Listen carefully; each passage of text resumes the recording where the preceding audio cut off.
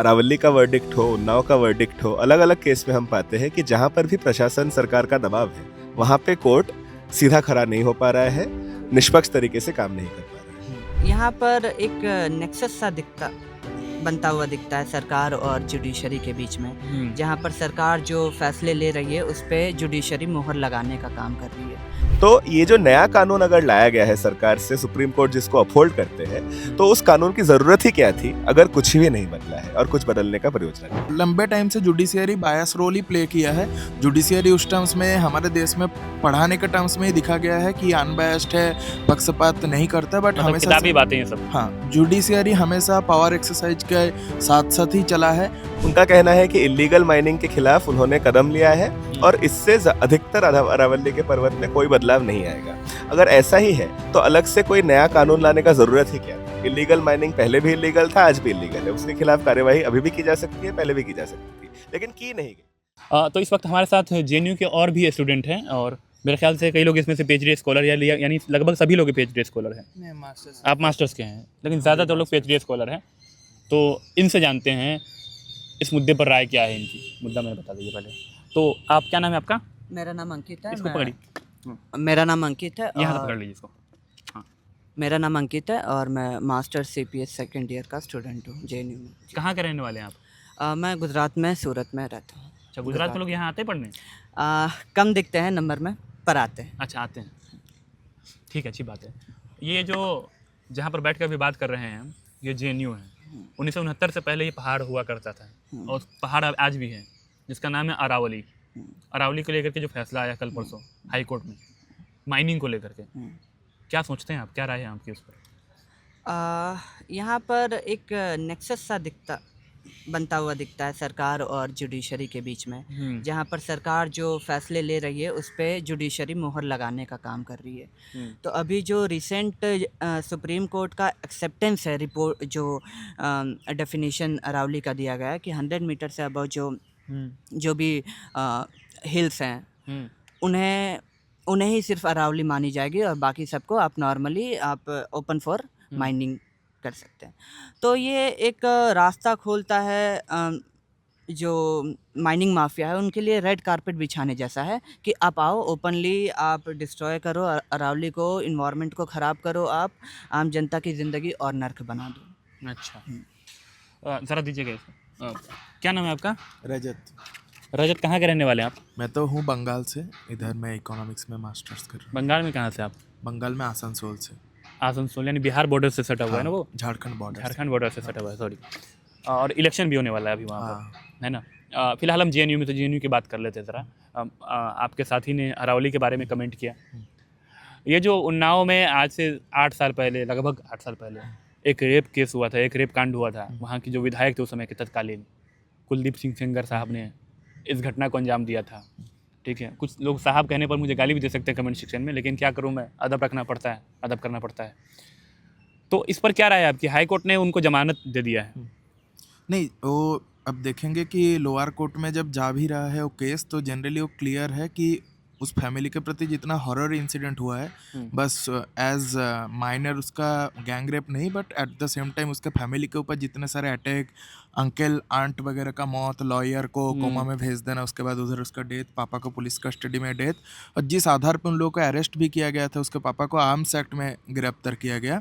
मतलब पीड़िता के साथ जुड़ा हुआ चीज़ के साथ कैसे आप आर्म्स एक्ट जोड़ सकते हैं, इस तरीके का चीज़ भी जुडिशियरी के बाहर भी, जिस तरीके का पावर नेक्सस हम बोलते हैं कि पावर का कहाँ कहाँ एक्सरसाइज होता है, तो ये सारे एग्जाम्पल दिखने के बाद भी लोअर कोर्ट मजबूर होता है कि अल्टीमेट उसको लाइफ सेंटेंस देने के लिए। वही चीज़ हम देखते हैं कि हाई कोर्ट में पावर कैसे एक्सरसाइज होता है कि हाई कोर्ट आके वो लाइफ सेंटेंस को क्वाश कर देता है और फिलहाल बेल दे देता है।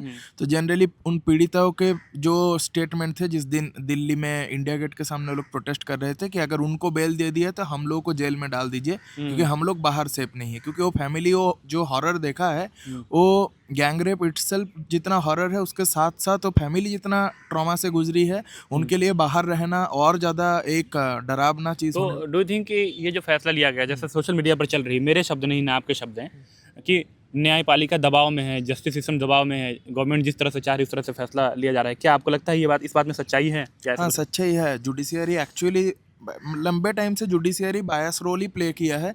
जुडिशियरी उस टर्म्स में हमारे देश में पढ़ाने के टर्म्स में ही दिखा गया है कि अनबायस्ड है, पक्षपात नहीं करता, बट मतलब हमेशा किताबी बातें ये सब। हाँ, जुडिशियरी हमेशा पावर एक्सरसाइज के साथ साथ ही चला है, कुछ कुछ इंसिडेंट छोड़ के, जहाँ जनरली पीपल्स मूवमेंट जुडिशियरी को मजबूर किया है जनता का इंटरेस्ट में कुछ वर्डिक्ट देने के लिए। अपार्ट फ्रॉम दैट आप देखेंगे लंबे टाइम से, और जब से कॉरपोरेट नेक्सस का दबाव और बड़ा है 1990s से देखेंगे, जुडिशियरी का ज़्यादातर बड़ा मामलों में वर्डिक्ट जनता के इंटरेस्ट के खिलाफ ही गया है, कुछ आंदोलन छोड़ के। छोड़ के। क्या नाम है आपका? मेरा नाम कृति निशांत है। मैं यहाँ पे सोशियोलॉजी में मास्टर्स फर्स्ट ईयर में हूँ। सोशियोलॉजी मास्टर्स फर्स्ट ईयर में। कहाँ से हैं आप? धनबाद झारखंड से।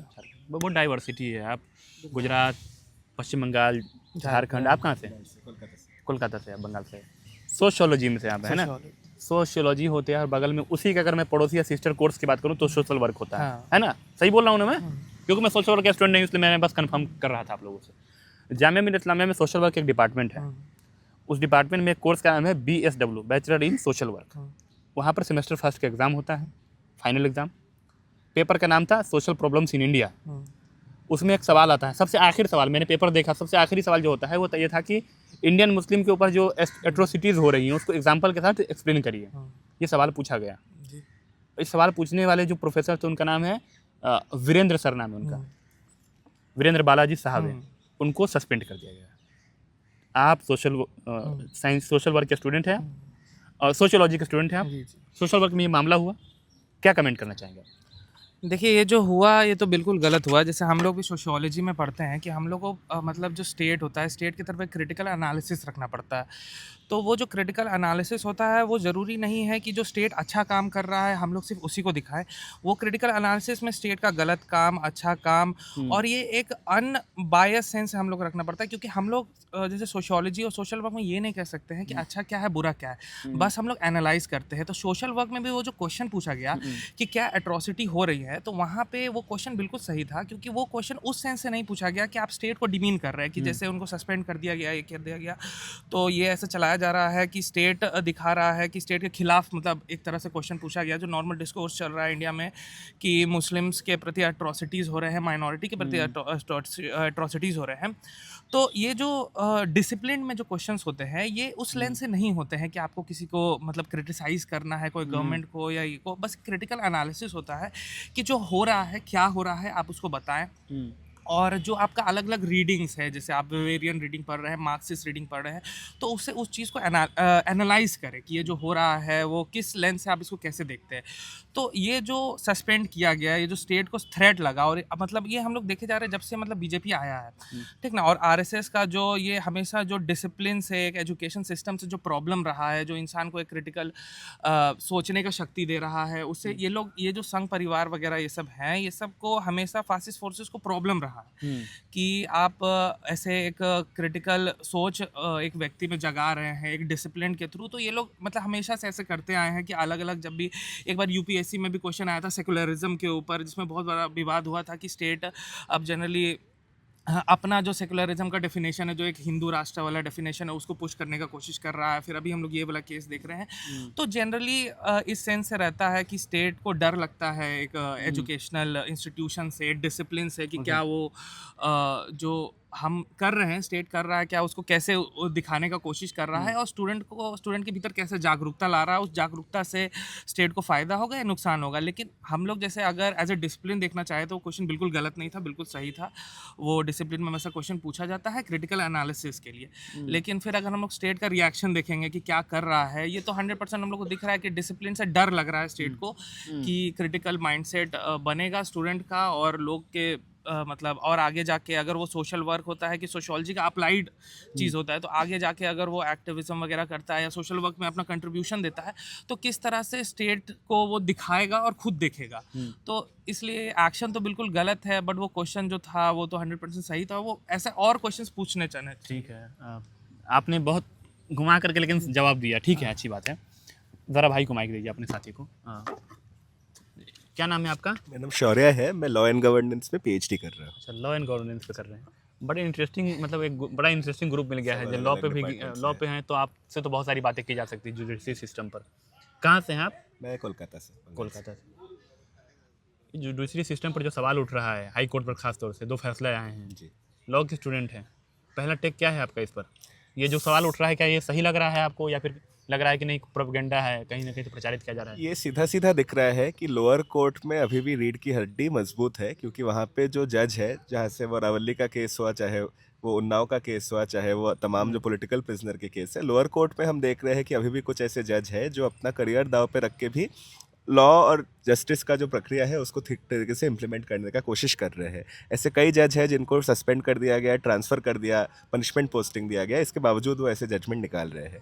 जैसे ही हम हायर कोर्ट और सुप्रीम कोर्ट की तरफ पहुंचते हैं, हम देखते हैं कि रिटायरमेंट के बाद क्या मिलेगा। क्या हमको कहीं पे NHRC में पोस्टिंग मिल सकता है? क्या गवर्नर हो हमको सकते राज्यसभा में, जैसे पिछले गोगोई को राज्यसभा भेज दिया गया, या इसके पहले NHRC में अरुण मिश्रा को भेज दिया गया, ऐसे रिटायरमेंट के बाद क्या ये तो शुरू ऐसे से आता है, नेहरू जी के ज़माने से ही आ रहा है ये सब चीज़ ना, आज से तो नहीं है, मोदी जी के आने के से तो नहीं हुआ है, पहले से ही चल रहा है। जिस ऐसा ही नियंत्रित तरीके से हम देख रहे हैं कि जुडिशरी को इंदिरा गांधी के समय से लेके नरेंद्र मोदी के समय पे पूरे तरीके से प्रशासन सरकार के अधीन बनाने का कोशिश किया गया है। हम हमारे देश में जो इमरजेंसी का काल रहा उसको एक काला समय मानते हैं, लेकिन केशवानंद भारती का जो जजमेंट आया था, जिससे इंदिरा गांधी के चुनाव के रिजल्ट को बदल दिया गया, क्योंकि वो गैरकानूनी तरीके से हुआ था, उस समय भी कोर्ट इतना अपना मजबूती दिखा पाया था। आज चाहे वो अरावली का वर्डिक्ट हो, उन्नाव का वर्डिक्ट हो, अलग अलग केस में हम पाते हैं कि जहाँ पर भी प्रशासन सरकार का दबाव है, वहाँ पे कोर्ट सीधा खड़ा नहीं हो पा रहा है, निष्पक्ष तरीके से काम नहीं कर पा रहा है। अब चूँकि आपके प्रेसिडेंट से हमारी काफ़ी विस्तार से बातचीत हुई है, आप लोगों से एक लास्ट सवाल सब में से लेना चाहता हूँ अरावली को लेकर के। आपने तो बोल ही दिया ऑलरेडी, अरावली पर कुछ कहना चाहेंगे आप लोग? कोई कमेंट करना अगर है कि आने वाले दिन में क्या कोई प्रोटेस्ट होने वाला है, या फिर कोई आप किस तरह का कोई कोर्ट में जाने वाले हैं, यहाँ के एडमिनिस्ट्रेशन जाने वाला है, इस तरह कोई मामला है? क्योंकि अरावली जो है वो मेन उसकी जो पीक है वो राजस्थान में है ना, फिर हरियाणा में है, फिर धीरे धीरे दिल्ली में है, फिर दिल्ली में भी JNU में आता है, सबसे लोअर पीक पर जो आता है तो रायसीना हिल्स आता है जो राष्ट्रपति भवन है ना। तो ऐसा कुछ प्रोटेस्ट वगैरह हुआ है यहाँ पर क्या, या होने वाला है? क्या आप लोग उसमें पार्टिसिपेट करने वाले हैं? अरावली को लेकर जो अभी कोर्ट का आदेश आया, उसके बाद 2 दिन पहले हम देखते हैं कि सरकार एक आदेश जारी करके ये बताते हैं कि जो भी अरावली के मुद्दे पर कुछ भी बोल रहे हैं, लिख रहे हैं, यूट्यूब पे वीडियो बना रहे हैं, सभी अफवाह फैला रहे हैं और फेक न्यूज़ फैला रहे हैं सरकार के खिलाफ। उनका कहना है कि इलीगल माइनिंग के खिलाफ उन्होंने कदम लिया है और इससे अधिकतर अरावली के पर्वत में कोई बदलाव नहीं आएगा।